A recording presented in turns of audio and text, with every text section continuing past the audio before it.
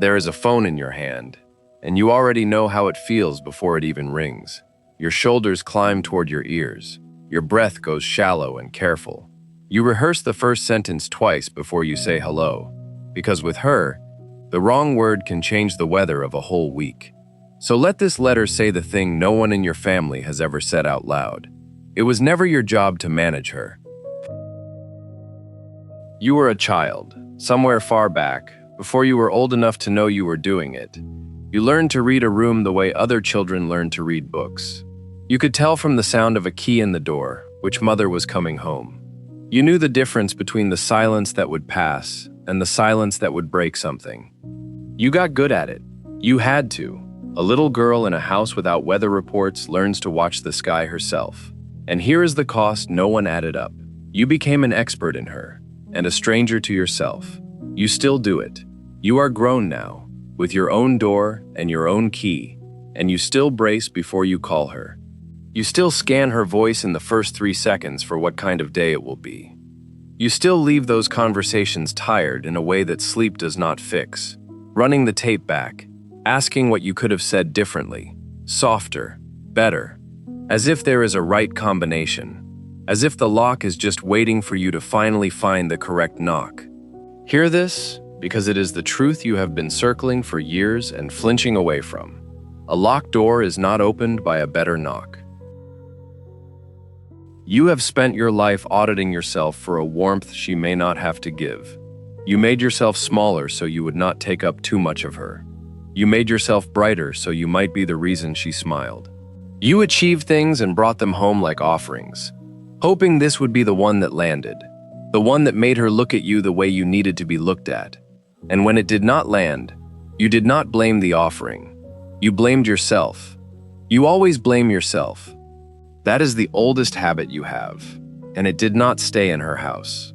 That is the part that costs you the most, and the part you rarely let yourself see. The vigilance you learned as a girl followed you out the door and into every room you have walked into since. You read a friend's short reply and spend the afternoon certain you did something wrong. You apologize for things that were never yours to be sorry for. You feel a shift in someone you love, and you scramble to fix it before you even know what it is. You are still watching the sky. You are just doing it now over people who never asked you to, in a life that was supposed to finally be safe. Let this brother say it plainly, because he loves you too much to keep watching you bleed for a warmth that was never yours to earn. Her coldness is not a verdict on you. It is a wound in her. Sit with that, because everything turns on it. A mother who cannot give peace is not a mother who is withholding it from a daughter who failed to deserve it. She is a woman who does not have it to give. You cannot pour water from an empty cup, no matter how you hold it. You have spent decades trying to be worthy of something that was never about your worth. The lack was never in you. It was never in you. That is a hard sentence to believe, because the child in you built an entire world on the opposite idea. If it was your fault, then you could fix it. If you could fix it, then you were not helpless. The self-blame was never really cruelty. It was hope in disguise. It was the only way the little girl could survive a truth too big for her, that the person who was supposed to be safe was not, and there was nothing she could do to make her safe. So she decided it was her job. Children would always rather be guilty than powerless. Guilt comes with a task. Powerlessness comes with grief. But you are not that child anymore. And the task you gave yourself all those years ago, the endless project of earning her calm, you are allowed to set it down. Not because you stopped loving her, because you are finally telling the truth about what love can and cannot do. Love does not mean you can heal her. Love does not require you to keep auditing yourself for a warmth she may never offer. Love does not oblige you to keep your hand in the fire and call the burn your fault. There is a moment in Scripture that reaches straight into a house like yours. God is speaking to people who felt abandoned, forgotten, left behind by everyone who should have held on. And of all the images he could have chosen to promise he would not leave them, he chose the one that would land hardest on a heart like yours. He said, "Can a woman forget her nursing child, that she should have no compassion on the son of her womb?" Read slowly. because the God who never lies did something tender and honest here. He did not say every mother holds on. He did not pretend that a mother's love is always a safe place. He asked the question, and then he answered it in a way that must have stopped the whole room. He said, "Even these may forget." Even these. He admitted the very thing your childhood taught you and your family denied. Some mothers do forget. Some cannot give what a child needs. He named it. He did not look away from your exact wound. And then, in the same breath, he said the line this whole letter has been walking toward. Yet I will not forget you. That is the anchor. That is the floor beneath your feet when the person who gave you life could not give you peace. The God who made you looked at the possibility of a mother who forgets her own child, and instead of using it to shame you, he used it to promise you. Where she went empty, he is full. Where she could not stay steady, he does not move. There is another line, written by a man who knew this ache from the inside. He wrote, "Though my father and mother forsake me, the Lord will receive me." He did not write it as a theory. He wrote it as someone who had done the math on his own family and come up short, and found that the ledger did not end there.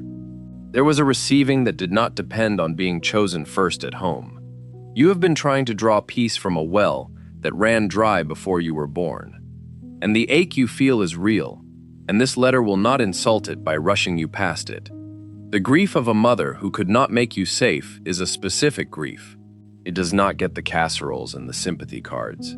It hides behind a smile at every family gathering. You can lose a mother who is still alive, still calling, still sitting across the table, and no one will let you mourn it, because to them she is right there. But you have been mourning her your whole life. You have been grieving the mother you needed while managing the mother you got, and doing both quietly, so no one would have to know there was anything to grieve at all. Let that grief be real. And then let this be real too. The safety you kept trying to build out of her moods. You were never meant to build alone. You were meant to be parented, not just once, in a childhood that did not deliver it, but now, in the life you are living tonight. There is a God who steps into the exact place she could not fill and does what she could not do. He does not need you to read his moods. He does not change with the weather. You do not have to brace before you come to him. There is no version of your voice that arrives at the wrong moment. No day when he is too tired for you. No silence from him that you have to decode. You can come as you are, mid-sentence, mid-mess, and be received. Think of what that means for the woman you are becoming. Picture her, because she is closer than you think. She calls her mother, and if it is a storm, she feels the sadness of it. But she does not take it home and wear it for a week. She has learned the difference between compassion and captivity. She can love her mother and still refuse to be responsible for feelings that were never hers to fix. She stops rehearsing the sentence. She stops running the tape. She lets her mother be who she is, and she lets herself be a daughter who is already safe, because her safety was never in that woman's hands to begin with. And watch what happens in her other rooms, because when she stops watching the sky, she stops watching everyone. She reads the short reply as a short reply. She lets a friend have a bad day without turning it into a verdict on herself. She stops apologizing for the space she takes up in a world that has room for her. The vigilance loosens its grip one relationship at a time, until the girl who once had to earn her place in her own home finally believes she has one that no one can take. That woman is not colder than you. She is freer than you. And she is not someone you have to become through years of striving. She is who you already are, underneath the vigilance, the moment you stop auditing yourself for a warmth you were never failing to earn. You are not the manager of your mother's storms. You never were. You are a daughter, and not only hers, the one whose love came with weather. You are the daughter of a king, whose love has no weather in it at all, no season where you fall out of favor, no version of you that finally becomes too much or not enough. He set his compassion on you before you ever learned to earn it, and he has never once forgotten your name. So the next time your shoulders start to climb toward your ears, remember that you already have a father you never have to brace before. The bracing was for her house. You do not live there anymore. If one line in this letter reached the little girl who learned to read the sky, tell her about it down in the comments. Write the sentence you needed to hear tonight, so another daughter carrying the same silent grief can find it tonight and know she was never once the reason her mother could not give her any peace.